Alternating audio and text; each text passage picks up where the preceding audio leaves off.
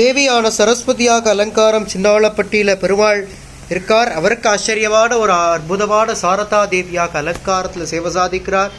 பெருமான பிரார்த்தனை பண்ணிக்கோ. வைர முடி கிரீடத்தில் சாத்திக்கொண்டு காதில் தோடு போட்டுக்கொண்டு அம்பாள் மூக்குல மூக்குத்தி பில்லாக்கு கண்டாபரணம் திருமார்வல திருமாங்கல்யம் காசமாலை முத்துமணி மாலைகள்லாம் சாத்திண்டு ஒரிஜினல் வீணை பிரம்மாண்டமான வீணைய தேவி சாரதா தேவி சரஸ்வதியானவள் இசைச்சென்றிருக்கக்கூடியதான் ஆச்சரியமான ஒரு சேவை.